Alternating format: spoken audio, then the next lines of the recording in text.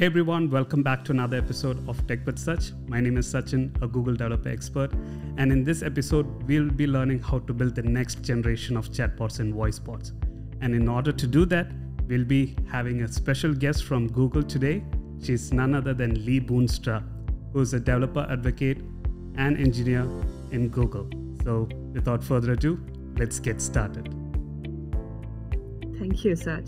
Thank you. So my name is Lee Boonstra. I'm a developer advocate and engineer at Google. I work now for 5 years at Google. I started actually within sales, and it was just at about the same time when Google acquired API.ai, which later became Dialogflow. Right. And I started to create lots of workshop materials. And the technology became so popular, and mainly that also was because that was the time when the Google Assistant came out, that I kind of rolled into the developer advocate role, and now since 2.5 years officially the DA on Dialogflow and conversational AI. So anything related to chat or contact centered speech technology, that's all my ballpark. Thank you so much, Lee. I mean, we are super excited to have you on the show, and I cannot be more thankful. Thank you for joining us today. For all of our audience as well, we've started the whole Dialogflow series as well. So if for people who are joining us for the very first time, do check it out. We have the ultimate chatbot tutorial series, which is all built on top of Dialogflow Essentials or ES. And today, as I mentioned, we'll be building the next generation of chatbots and voice bots, and for that we'll be using a special tool, a platform called as Dialogflow CX. So Lee, what is Dialogflow CX? Yes, so Dialogflow CX, that is a conversational AI platform for building virtual agents, so chatbots or voice bots, contact center agents. And what I typically tell people is you would use Dialogflow CX for complicated or complex workloads. For when you want to design complex conversations, then you rather want to use CX. And what do I mean with that? Well, think of conversations that have many turns in a conversation, many turn-taking turns. Think about conversations where you want to keep track on context very deeply. It's typically these type of conversations happen on the phone line, right, in a contact center, because people ask all types of questions, and the bot needs to listen in and answer. Where if you compare this to a Google Assistant bot, that's typically like one intent match, and you ask a question and you get one answer.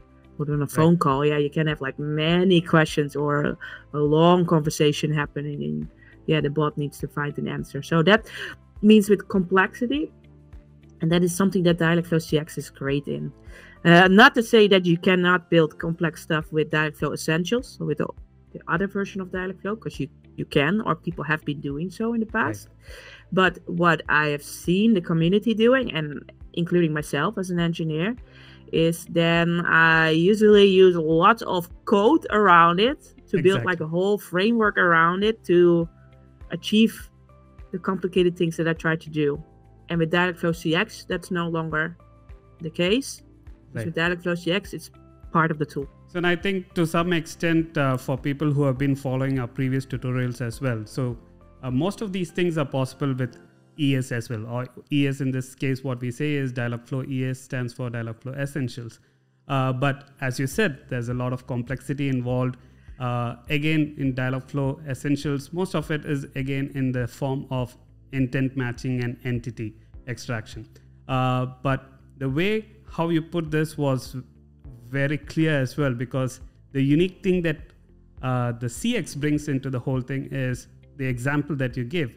A customer call center where you might have a lot of questions or a lot of conversations that you're having with the agent, and then you have to keep track of where exactly the context is pretty deep as well. So you need to have a good idea of where you started, where exactly is the conversation, and then how you kind of flow in from there. So to kind of handle that with Essentials is possible, but it's, as you said, you need to build your own framework, a lot of code on top of it. So I think I'm super excited for to show the audience how CX is and how simple and easy it is as well. And the other thing that we try and do today is, as I reached out to you, I've said most of our sessions are hands-on. So what would be really super cool is if we can build something from scratch using CX. Yes, and that's what we're going to do today, because I Awesome. prepared a code lab for everyone that everybody can find in the show notes below the video. Mhm. And then you can start building the same bot that you and I are building today. Awesome. And what will we build? We will build a retail virtual agent. And this that's retail fantastic yeah. because I think to some extent with the whole pandemic situation, and when we were brainstorming about this session as well, we thought about what could be that specific use case that we can actually deliver it to you guys, bring it to you guys, because over the past few months, I've seen a lot of comments and requests for certain kind of tutorials. And I thought the best thing that we can do today is like a virtual retail virtual agent, where you can actually emulate, if you are a business, if you're a startup, if you want to sell something online, you can actually use this to some extent as a template. And this is also a good learning opportunity for you to understand the core features of Dialogflow CX. So yeah, and what I thought is like super fun with this example is also because this is a real world approach. So during this hands-on, you will see that where the complexity is in the conversation, and I'll also point that out. So super excited. Wonderful. So Lee, it's up to you. Let's get started. Awesome. So the virtual agent that we will build, the retail agent, it will be a fictional company, and the company is called G Records. G Records. Does it stand for Google Records? A record label. I'm a music lover. I like mostly rock and metal music. Mm-hmm. And I came up with this idea, like we call this record label G Records. And this record label has like bands signed to this record label. And the bands are Alice Googler. Okay. G's and Roses. G's and Roses, okay. The Goo Fighters. Goo Fighters, and okay. the Google Dolls. Okay, so if you guys can correlate that to actual bands, then let us know in the comment section below. Yes. Okay. So what happened in this chatbot is, as a user that talks to the chatbot, you can order band merchandise. So that can be t-shirts, that can be CDs, can be MP3 CD, can be a long sleeve shirt or a t-shirt or a tour movie.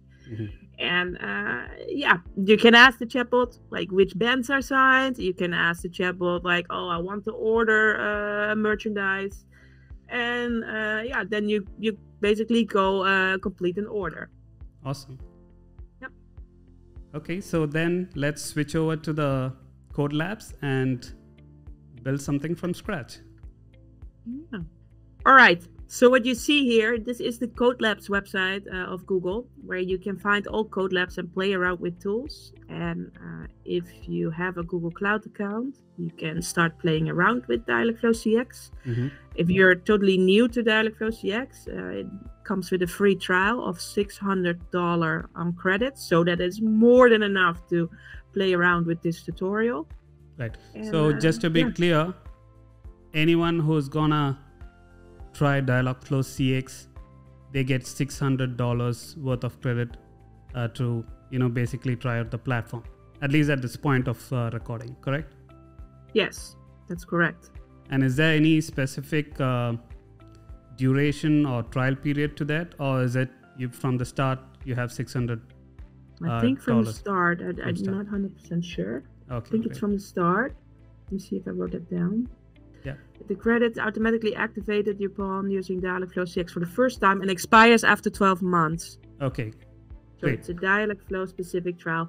And if you're not 100% sure if you're new to Dialogflow CX, then it's the best to start with a fresh new Gmail account. And Okay, great. So guys, if you're like trying to, you just want to learn, if you want to try that out, the best approach would be to create a test account or a new Gmail account and then try out Dialogflow CX so that you get the $600 worth of credit for 12 months, Exactly. at least at this point of recording. Exactly. And I would also advise to afterwards, when you're not using the CodeLab anymore, to just delete the project, so you're not spending any resources. Excellent. Here you see a screenshot of how it will look like. So it's going to be like a chat interface, like a text chat. And in the text chat, you can ask questions, and sometimes we will show smart suggestion bullets, like little buttons, so you can steer the conversation a bit. And but you can also type in, and the natural language understanding of Dialogflow CX will be top notch. Actually, it makes use of BERT. Oh, so it will understand. So it will understand what you're saying, and it can map that to the conversation paths that we're going to design today. So what will we do today, or what will we learn? Well, we will create a Dialogflow CX virtual agent within Google Cloud. And we will start by creating first some reusable parts. And I always mention this, reusable parts, because Dialogflow CX, that's a great tool for reusing parts of your conversation. So imagine that there are always, like, if you would see a conversation as a tree of dialogues, there are always certain nodes or certain trees, certain branches that always come back. For example, if you have a login flow, for example, or in our case of a retail shopping cart, maybe you want to continue adding products to your shopping cart. You don't want to nest that and write that all hard coded like what people used to do in Dialogflow Essentials. No, ideally you want to reuse that, and that is something that CX can do really well. Okay. So therefore, we're building like reusable parts, conversation parts, and those parts are flows. Okay. I'll explain to you in the next couple of minutes what those are. Entity types, similar like Dialogflow Essentials entities, and intents. Those can be reused.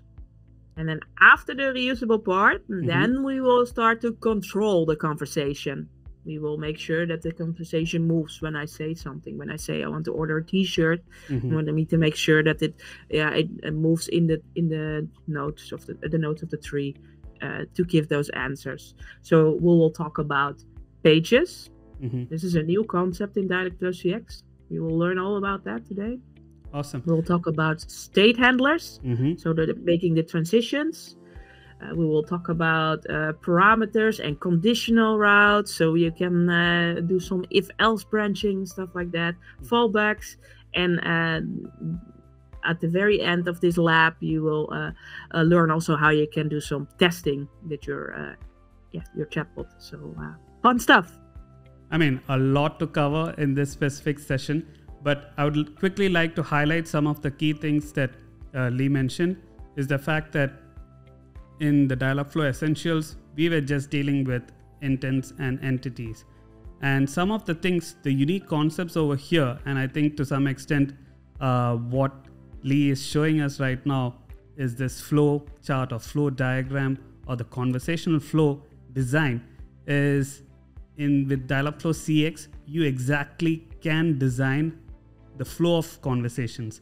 And that's where some of these concepts like flows, pages, transitions, all of those would come into play. Go ahead, Lee. Yes. Actually, I'm going to show you an example of the chatbot running. So this is the working solution. After this, we will build it from scratch. But here you can see like a flow, and you see the complexity, like all the nodes in a tree, and they are all somehow linked to each other, and then they can move the conversation. And let's just run it in the Dialogflow Messenger component integration. It's like a chatbot integration that based on like a little snippet that you can paste on your website, and then you have like this nice chatbot window on your website, and you can start talking to it. So let's say hi, and it tells you like, welcome, I am the virtual agent of GE Records, a fictional rock label, and you can order band merchandise, and you can ask me questions about your order or shipping. I can tell you which artists are signed with us. How can I help? And then you see like 3 suggestion bullets, but I can ask anything also by writing here. But let's just ask first, like, well, which artists are signed with the record label? And it tells me, well, the artists that are signed are Alice Googler, G's and Roses, the Goo Fighters, and the Google Dolls. From which of these artists do you want to buy band merchandise? Well, I like Alice Googler a lot. So you want to rock with Alice Googler merchandise? That's awesome. We sell shirts, we sell music, or the tour movie. What merchandise item do you want? Let's go for shirts. Yeah, shirts. So do you want a long sleeve t-shirt or a t-shirt like sleeveless? Just a normal t-shirt. And what size do you want? XL. Yeah. Okay, and then you can confirm it. It's like a t-shirt of Alice Googler size XL costs $25. Shall I continue the order? Say yes. And then you can start entering your name and address details, and then you basically ordered the product. Right. Now, if we would restart this conversation, and to show you the complexity, maybe I already know that Alice Googler is a band for the record label, and I know that you're selling t-shirts. So I immediately said, like, I want to buy a shirt of Alice Googler. And again, now it skipped all those first questions. It immediately comes here like, well, do you want a long sleeve shirt or t-shirt? And actually, I want to know, like, well, what's the price difference? What is the price difference? T-shirt costs $25 and a long sleeve costs $30. Do you want the long sleeve t-shirt or the t-shirt? See, so it's proper. It comes back with the previous question because I need to know if it's a t-shirt or a long sleeve in order to continue the order. Right. So why don't we actually, instead of clicking on it, let's just have a conversation for people who are seeing this for the very first time. They get to experience the natural language understanding of Dialogflow. So I would say let's go with long sleeve. With long sleeve. All right, which shirt do you want? I want M. And then, okay, a long sleeve shirt of Alice Googler size M costs $30. Shall I continue the order? Yes. Yep. So if we go back to the flow, how it will look like here, you can see what I mentioned. Like, you can skip certain parts of the flow. I could skip the artist overview. I could skip the product overview. That's what I did in the second go. I immediately went to ordering a shirt. Or if you want, you can also order music, and then it will ask you, like, well, is it a physical CD or an MP3 CD? So it needs to know the carrier, and then it continues to confirm. And regardless of where I am at, I can always ask, like, well, what's the price? Because some people want to know that when ordering, what merchandise items do you have? Oh, what's the price? And some people ask it at the very end of the conversation. Oh, before we continue, what's the price? Maybe I don't want to ask at all what the price is because I get that in the confirmation. I see that in my shopping cart. Right. So I think what's great about this whole conversation flow, especially from this UI itself, is the fact that you get to see all the connecting dots, right, between each conversations. And the way how you've designed this is also clever because in real life, every time you are interacting with the chatbot, and to some extent, I get really annoyed by this. Every time, let's say you're interacting with the chatbot, you have the same intro, which is fine. We can always add more ways of handling that. But after that, you always have to go through like a specific flow, which after a certain point, you might get the user would know, okay, I already know about that. I just want to go directly to the pricing, or let me just directly go to the part of the conversation where I can start ordering, right? So with CX, it also helps us to do that, correct? That's correct, because in Dialogflow Essentials, this was a very hard concept because you couldn't reuse components in Dialogflow or parts of the conversation in ES. I mean, you could probably do it by using code and firing events and capturing that from the code end. But from the interface, you couldn't program or you couldn't design it this way. But with CX, you can. And the best part about CX is also the fact is, unlike ES, exactly where you can actually have developers working on it. But this kind of breaks away from that whole ecosystem of like one team or just one person working on it. But here you can actually have different teams who's handling different sections or different departments or different actions go in and design their own flow as well. Yes. So that's also an important use case of CX. Yes, that's a nice mention, because I think that we will cover flows right once we have set up our environments. Right. And I will show you also some things here once we start looking into flows, because you can work with a whole team on a particular flow, but you also can only give access to a certain team on a particular flow, so that one team can only access one flow and cannot touch somebody else's work, which is essential when you work in a large enterprise, right? Because what you don't want is that somebody breaks your conversation or breaks your chatbot because somebody else wrote an intent that was similar and therefore broke your stuff. So. Exactly. I mean, it has happened. It has happened to all of us. So it's very critical, especially when we are dealing with large conversational flows and enterprises, to have each team work on their own as individual silos as well. Yeah. Great. So let's get started. In this case, what we need to do is we need to go to our Google Cloud Console, and in the Google Cloud Console we will create a new project by giving you the project name, and you need to assign a billing account to this. This is just how cloud works, and even though it comes with a free $600 on credit, but you do need to link it to a billing account, just so we know that you're a real person and not a robot that is spinning off all these resources. Because I mean, we think of cloud as something that's in the air, but in fact this is a data center somewhere that spins up machines for you to run these workloads. So that's what we will do. I am opening my own cloud environment. I will create a new project, and let's call it G-Records video. This is the video that we're doing. I select my billing account to it, and I hit create. And this will typically take maybe 30 seconds to a minute. That's fine. We'll wait for that. And then the next step, once that's done, is that we will enable the Dialogflow API. And you can do this by clicking on the link in the code lab, or what I typically do is I search for Dialogflow API. And there you go. Bottom.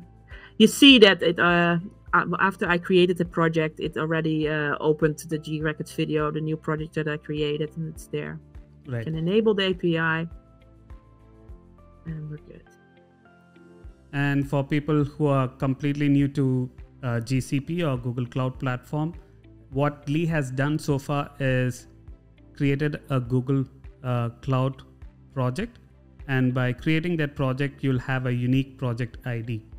Now, within this project, you can actually enable certain APIs or a set of APIs.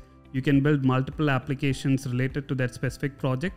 So in order for us to actually use Dialogflow CX, what she's done is she's gone ahead and enabled the Dialogflow API, right? So once the API is enabled, you can now start using or consuming the API as such within your project. Now, what we will do is we will go to the Dialogflow console, and I will open a new console since I already have one here. So I'll open a new tab. I open the Dialogflow console. You can get there when you click on the link in the code lab. I'm just gonna copy the URL. And it opens the Dialogflow CX console, and we need to select our project that we just created, and you'll see it already in the top. In our case, G-Records video. I'll select it. Okay, it loads it, and now we need to create the agent. And in order to create an agent, we need to fill in a form, and we need to give it the name, but also we need to specify the location on where the chatbot or where the agent is hosted. Okay, before we do that, Yeah. Lee, so let's take a step back. So can you cancel this so that we can actually go through with this? So once you have enabled the Dialogflow CX API, you need to come to Dialogflow CX platform. So again, this is the link towards it. If you're not sure about the specific link, you can always search in Google Dialogflow, and then you'll have two options. You'll have Dialogflow ES or Dialogflow CX. So you can click on the Dialogflow CX console, and this is what the Dialogflow CX console means. And within this console, you can see on the top, again, you'll find your project. Make sure that the project that you have created earlier is selected in that specific dropdown. And if you're trying this for the very first time, that will be the only project that shows up on the top, right? And now Lee is gonna go ahead and create a new agent. Yes, so we create a new agent. So you specify a name, we can say G Records Video. And here, this is important, you need to select the location on where your virtual agent is hosted. And for this demo to be in line with the CodeLab steps, it's important that you stick to the US Central, because it might be that there are different features in a different location. And typically the US Central has all the features enabled for English language models. But if you want to deviate from this for your own chatbots, that's fine. But it might be that if you follow the CodeLab steps, that then eventually there might be some differences. So if you're planning to follow the steps, then select US Central. Awesome. And the time zone, that's fine, whatever you select. So I am based in the Netherlands, so I think Amsterdam should be in here. Also keep in mind, whatever the location that you're choosing over here, that's going to be finalized. So you wouldn't be able to edit this on a later stage. So make sure that you confirm on the location. As for the sake of this tutorial, make sure that you select US Central 1, because all the features that we are going to build today is based on this specific region, and all the features are enabled in this as well. Yep. So when you create, you will immediately see a difference here compared to Dialogflow Essentials, because in Dialogflow Essentials, you can only create one agent per project. And in Dialogflow CX, you can have a project, a cloud project, can have many agents if you want to. So I can create within my G Records Video Google Cloud project, I can create multiple chatbots, or I can create multiple chatbots in different regions. And when you click here on the options bullet on the side, you can even export an agent if you want to, or restore one, or make a copy. Yeah, similar to what we had for Dialogflow Essentials as well. Yeah. So you have the only difference here is that you download a blob, and in Dialogflow Essentials you would export a JSON. Zip with the JSON files. Right. JSON files is something that you can edit in an editor. The blob you cannot edit in the editor, and it is because it probably contains like lots of logics to hold this graphical representation of the tree. Right. So that's a very important point. So thanks a lot, Lee. Thanks for clarifying that. Yeah. All right. So now we'll come to flows. And this is the part, what I mentioned, like the reusable parts. We will create some conversational paths that can be reused or can be spread across teams. What I like about flows is that they are nice and compact. Or that's typically how I would design it, to make it like simplistic and compact. And and you can work with your team on a particular flow. In Dialogflow Essentials, this was called Mega Agents. Right. In Dialogflow CX, this is flows, and I think the whole concept or the whole tool is all arranged about flows. So it's definitely more prominent in CX than it was before. And just to point out, because I mentioned that you can work with different teams on flows. This is a new feature that is in Dialogflow CX.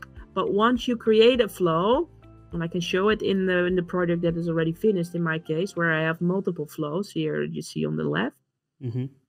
If you go to agent settings and you go to the share tab, then you can see that you can invite users or service accounts to your chatbot project or to your agent, and you can assign roles to them. So for example, if I would assign my Gmail address to this project, and I say it's a user, I add it as member, and then I can add a role to this user. So I can say this user can only access the flows.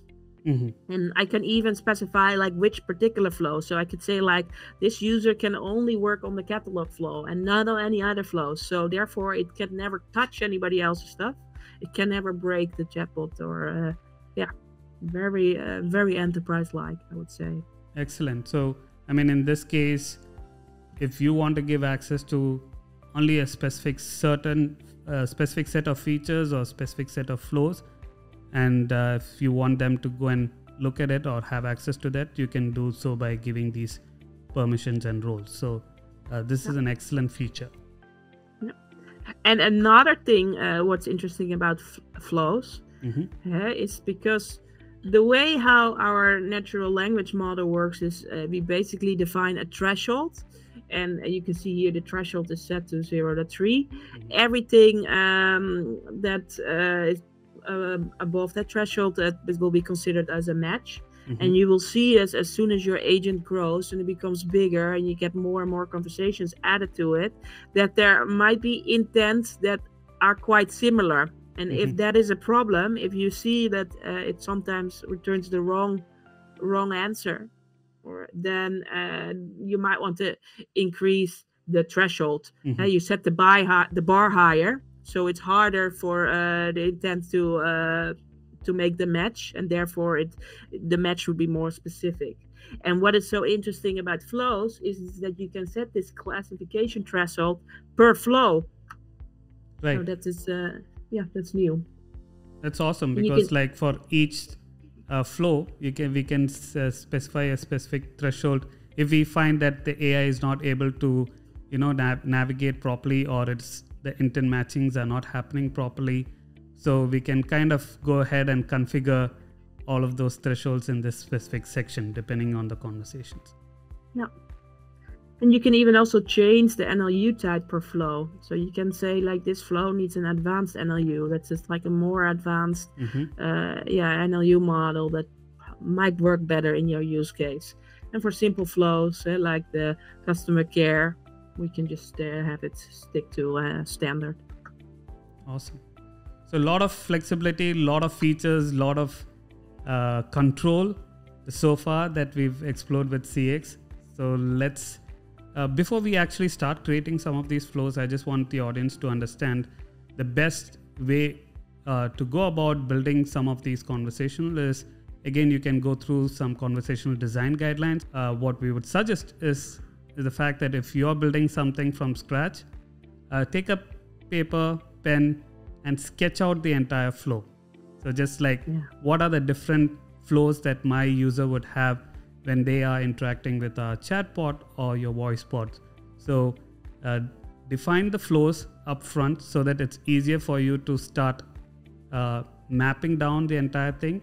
And once you have it on paper or pen or in whichever format that you would like, once you have a blueprint, you can then try and map the exact same thing onto CX. So with the visual builder that you have with CX, it allows you to actually carry out some of these conversational flows. So that's one of the other advantages that you have as well. Yeah, actually, because I was looking, because I think I did this best practice exactly like what you're saying. So I sketched out the conversation first, like with an online tool. Okay. To draw out the whole flow, so I know exactly like how the flow will work. So that's what you see here. Like I looked into the catalog flow, and I would think like, well, what are the type of questions that the chatbot should ask? And, Right. if you draw that out, that makes things easier, because the first step that you will do in Dialogflow CX is you will create the reusable parts. But once all those reusable parts are in the tool, then you need to make it similar to the sketch that you designed yourself. Right. And the other most important point is the fact that once you start looking at flows, don't go about and start creating a lot of flows, right? So again, there's limitations in terms of how many flows you can create, how many pages that you can create, all of those things. Again, it's all mentioned in the documentation. So do check that out. But as Lee mentioned, the best practice is to always do a trial run and see what are the conversations that you want the chatbot to handle. And based on that, you can map it out and design, and then try and come back to CX and map the same thing back onto the platform. Yeah. So for in the case of flows, you will start actually by breaking down the chatbot into pieces. Mhm. And in our case, this is like the retail chatbot. Well, what are the pieces of the chatbot? Well, obviously there's a catalog, because you need to figure out like what are the products that we're selling, what are the bands that are available. But then once you order, or you want to make an order, you need to continue the order process. That can be a flow on its own, where I collect the parameters like your first name and last name and address information. Right. And then there are other flows that I could think of a retail, right? Like maybe customer care, or questions about your order. Exactly. So let's do this. Let's create some flows. If you go into Dialogflow CX, then you can click on the plus icon in the top of the menu, and we will create the first flow. So I'll start with the fresh screen. There is nothing visible in the tree yet, because there is nothing available here. We create the catalog flow. What were the other flows that we need to create? We want to create customer care. We want to create my order. So customer care and my order. And I think we also need to have the order process. We have 4 flows. When you click on the flow, again, there's nothing in there, only the first node, which is the start node. And once a flow becomes active, the start node also, the start page becomes active as well.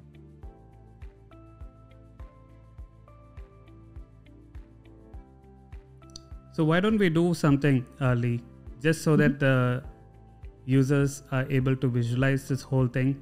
Now we've created all of these different flows, right? We've just technically created flows, nothing more than that. But let's show them how easy it is to now start linking the default start flow with all of the flows that we've created. Yes, so if we go to the default start flow, what we need to do is we need to link it to all these flows.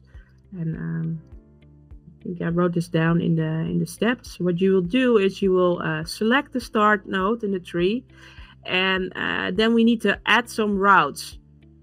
And a route is basically, we need to tell it like what is the transition on how can we move to the other node.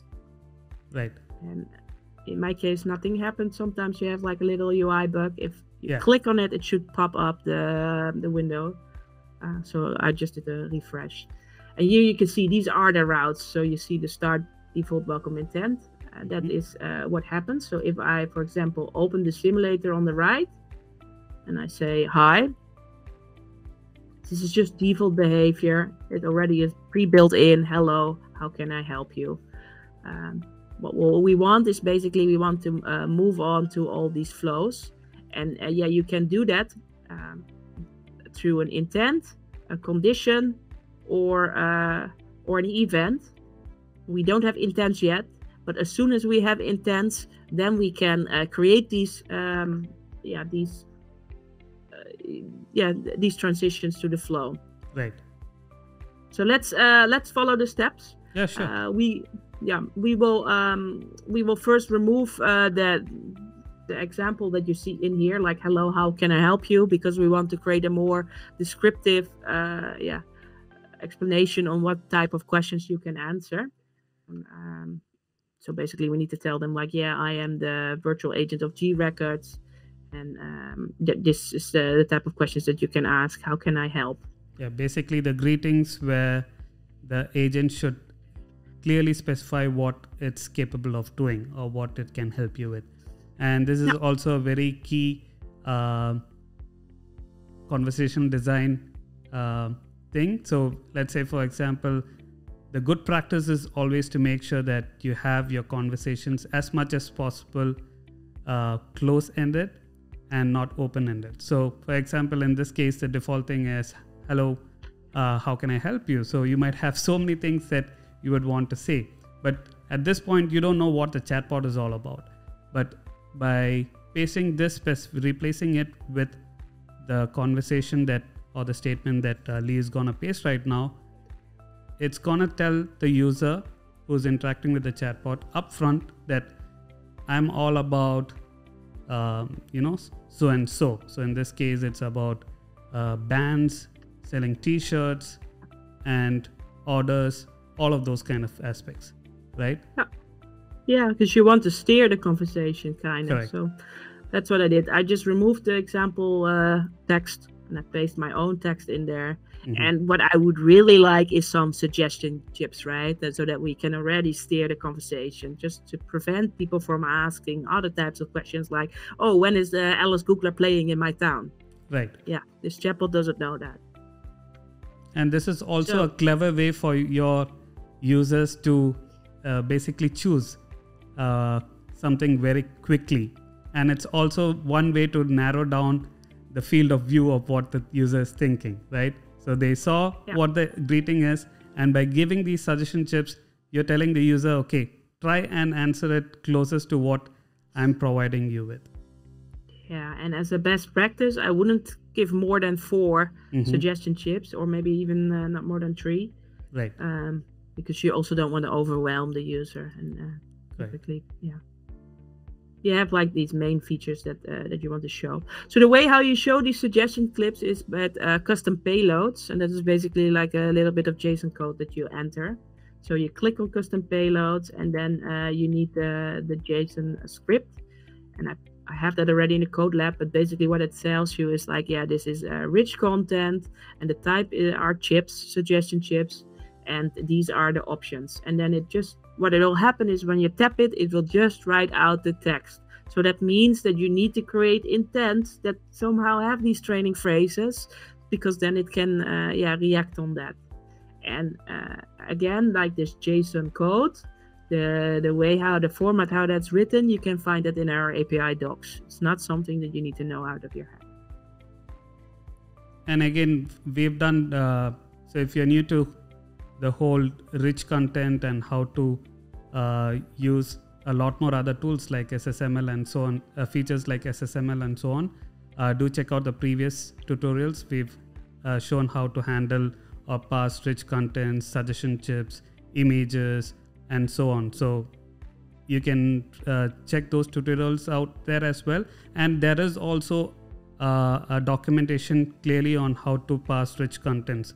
So if you're using chips, suggestion chips, cards, all of those different codes that Lee just pasted right now, just the payload, which says it's a rich content and the type is chips. If you have other, if you want to explore other different types of rich content, you can definitely check out the documentation as well. So when you're done, you have to press save, otherwise it's not going to be saved. And then it's a good thing to know is that when you are making use of rich content, that you likely cannot see this nice visually in the simulator, or at least not for now. Maybe that will change in a different version, because if I in the simulator now to say hi, you see the welcome message that I just entered. But you see that there is some custom payload, and the reason for that, I guess, is because the visual, the rich content really depends on the channel that you're making use of. So if you're making use of the Dialogflow messenger, then it knows that this rich content should look like a suggestion chip. But if you are a developer and you're building your own integrations, and maybe you're thinking of, oh, I want to build a mobile app with Flutter and integrate to Dialogflow CX, then you somehow need to listen to this JSON payload and create your own components on the screen. Exactly. And I think if we simulate the same thing in Dialogflow Messenger right now, you guys can see that those suggestion chips will start to show up. Yeah. So it's platform specific. And the cool thing about this is the fact that, as you can see now, that specific payload that you've just entered, Dialogflow Messenger understands that, okay, that specific payload is something designed for our platform. So it was able to understand the type of chips and what are the texts within those chips, and it's able to render that thing out. And the cool thing that as Lee mentioned, is the fact that if you're building your own custom UI, custom software application, and you want to have your own set of unique code or payload that you want to pass as part of your platform, you can do that as well. So that's also one of the cool things about the way how you can pass in different payloads. And maybe you tried it out already in the Dialogflow Messenger integration, and you tapped on the which artist. Yeah, you see, sorry, could you say that again? Yeah, that makes sense, because the intent is not there yet. We haven't created any intents. We will do this in the next couple of steps. Sure. At this point, we've just created the flow. We've just given a default greeting, and we've said, okay, these might be the possible suggestions, but we have not yet told the agent what would happen if somebody says which artist. So we've not trained the AI to understand that. So that would be covered in the next steps. Yes. So typically then the next step that what I would do for reusable parts, those are the entity types. I would create entity types, and I would typically start with entity types before I start with intents, because intents typically make use of entity types. So it's nice if it's already present in the system. And what are entity types? Well, they're similar like entities in Dialogflow ES. These are the objects that control the conversation.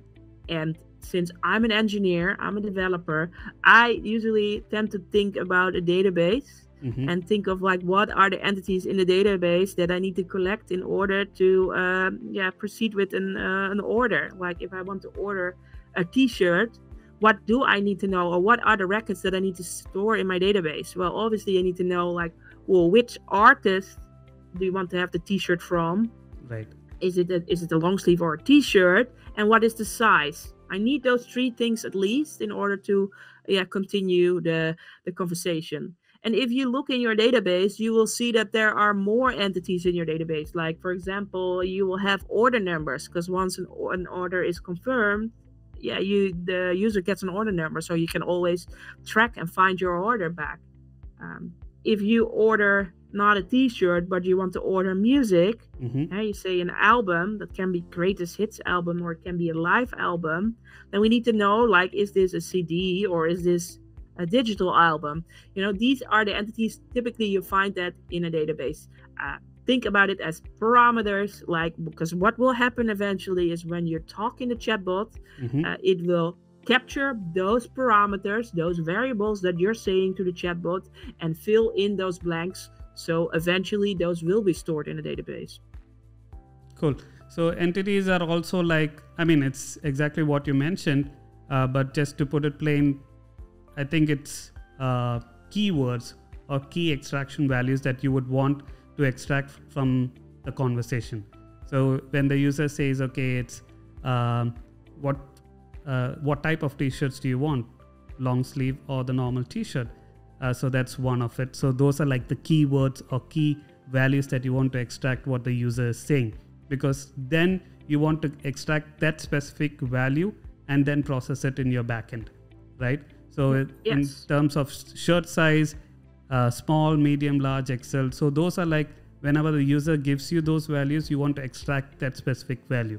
And by creating entities, what we're defining is what are the key terms that you want to extract from the user. And what Lee has done over here is she wants to use some of these as reusable entities. So she's gone ahead and created all of these entities so that wherever, in whichever the conversational flow it is, when these are mentioned, it will be tagged with the entity type. So in this case, it could be shirt size, or in the other case, it could be merch or artist, and so on.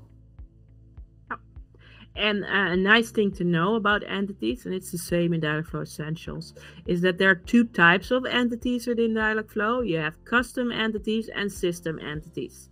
Exactly. Now, custom, that is just what we discussed there. Like, Dialogflow doesn't know that Alice Googler is an artist. We need to tell our model that. We need to train our model and telling, like, well, we have artist entities, and Alice Googler and the Google Dolls, those are artist names. But we also have system entities, and system entity types, those are typically entities that Dialogflow already knows. Things like the country, or names, or currencies.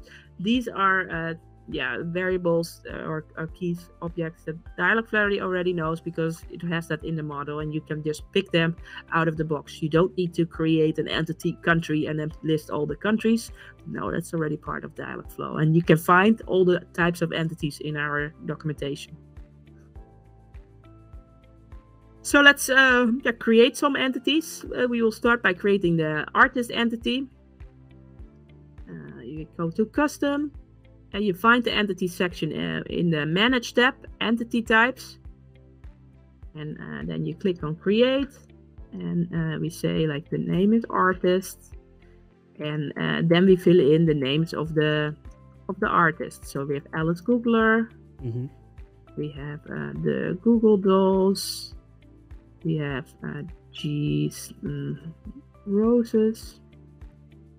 What was the other one? The Foo Fighters. And maybe there is like an abbreviation, or maybe another way of saying GD, or another way of saying it, like a synonym. You can enter that here as well. Yeah. So yeah. Maybe instead of the Foo Fighters, it's people say Goo Fighters. And Google Dolls. Or Google, yeah.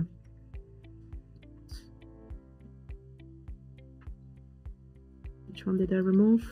And you hit save. And now we're going to do the same thing for the other entities. We will create the album. And the merch. Let's start with merch first. We have a t-shirt, a long sleeve. These are the merchandise items. We have a t-shirt. We have a long sleeve. We have the tour movie. And we have the album. It can be a digital album or a CD. These are exactly the entities that how my database wants to collect them. So what you will see later in this example is that the user says, oh, I want to buy a shirt. And then you get a follow-up question, well, do you mean a t-shirt or a long sleeve? So that means that these entities won't be pre-filled then yet. We need to ask further information in order to fill in this slot, basically. Right. Let's see.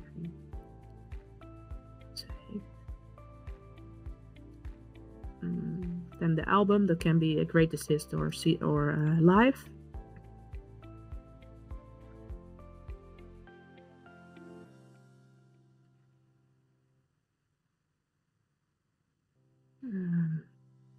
And then we need the shirt size.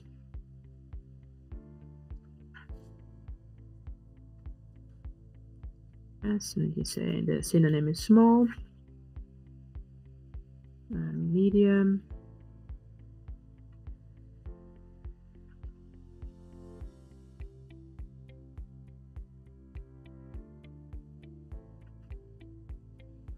large, XL.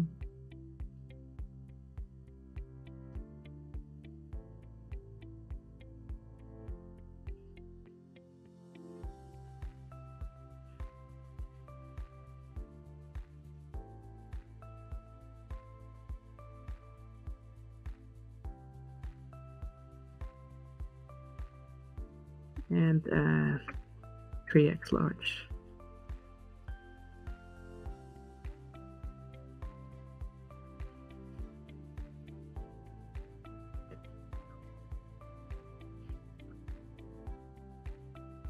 And the last one, this is a special one. This is the order number. And the order number, of course, I'm not going to enter thousands of numbers here. No, we will use like a regular expression here, like in a certain format. So we will say like our order numbers, they typically consist of 4 alphabetical letters and 3 numbers. So this will be a regular expression.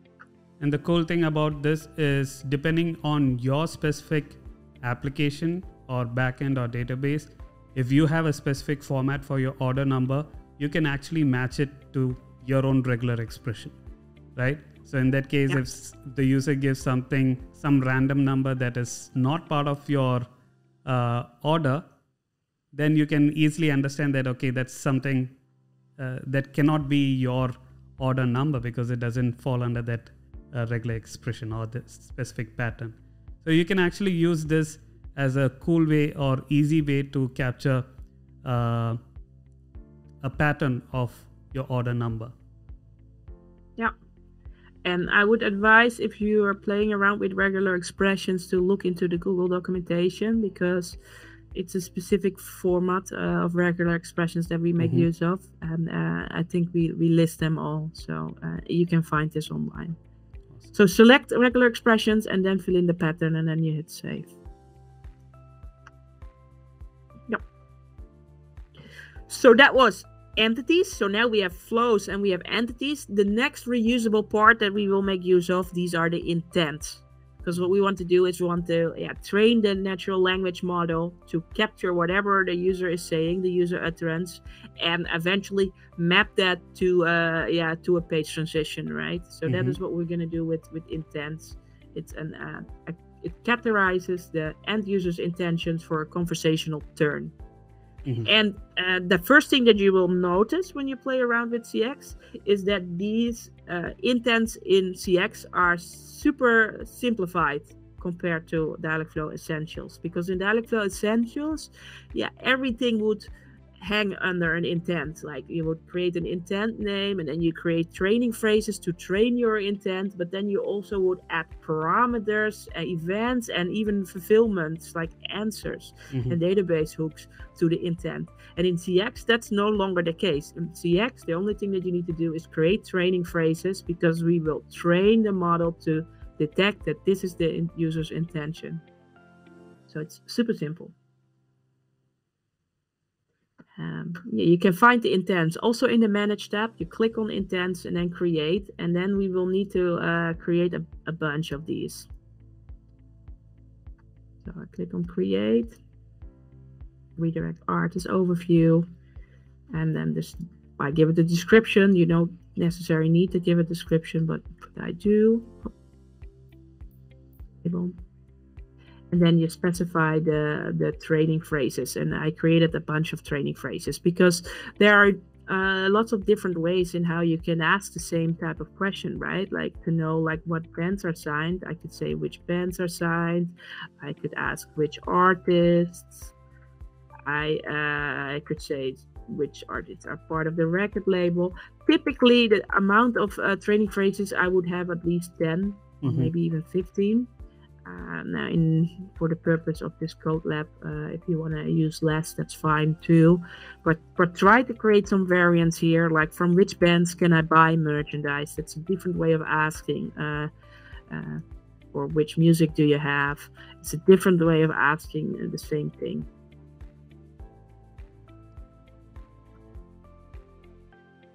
And for people who are actually joining us for the very first time and going through some of these sessions, keep in mind, unlike traditional applications where you have a lot of logic of if-else conditions and other rules, here the way how you design conversational applications or actions, or in this case like the virtual agents, how it's built is by passing in training phrases.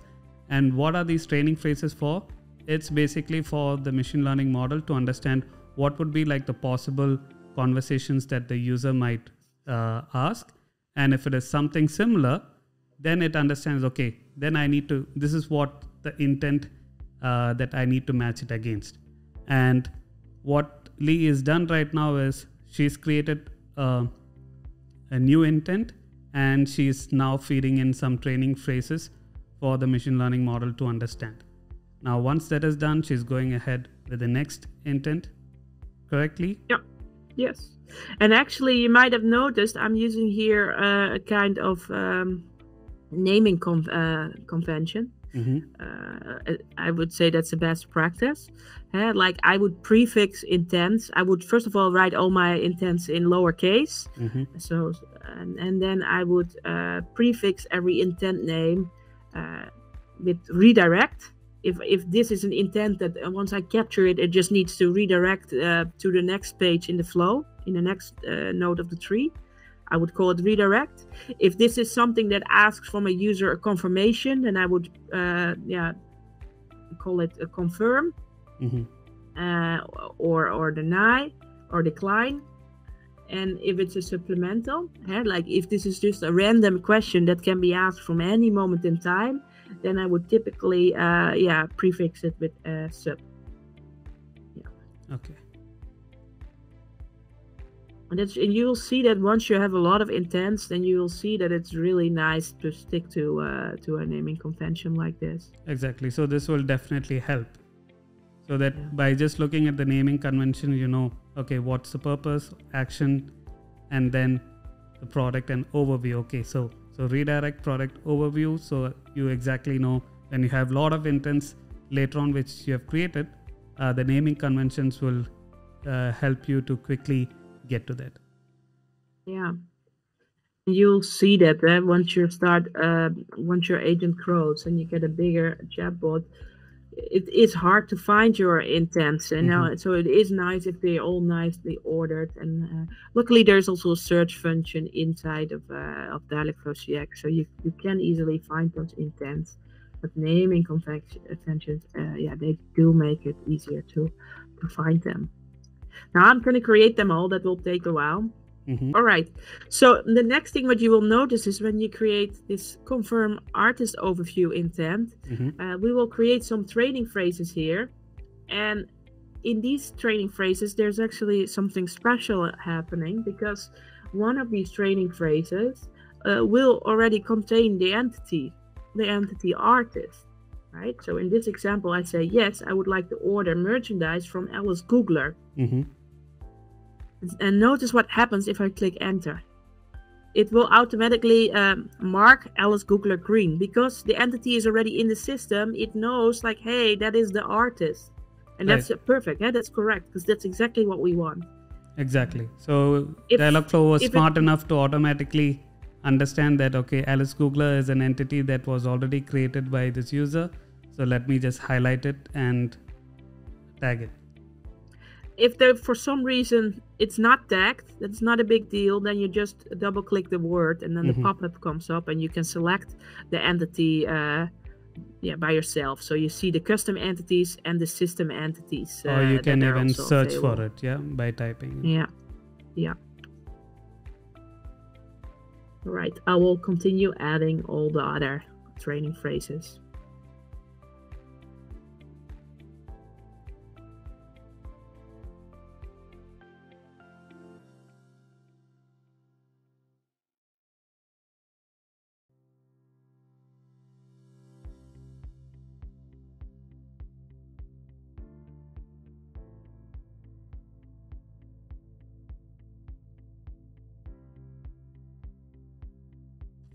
So when you write the redirect price intent, you'll see that sometimes the Dialogflow is marking words that I don't want to notice as an entity. So here it says, what's the price difference? And it thinks like, oh, S, that is a shirt size. Yeah, but that's not what we want. So that means that we can just remove it from the suggestion parameters before we save it. And then it's fine.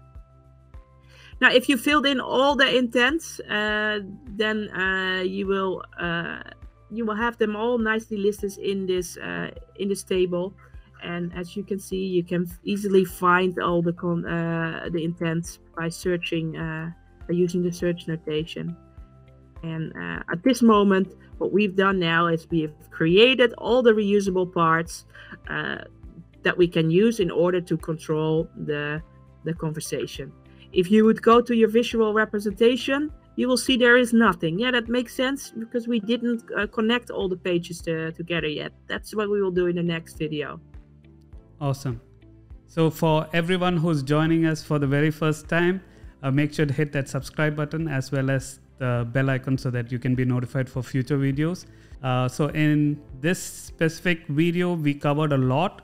We understood the basics of Dialogflow CX, who is it for, and then we also went ahead and created reusable components or features in building our virtual agent.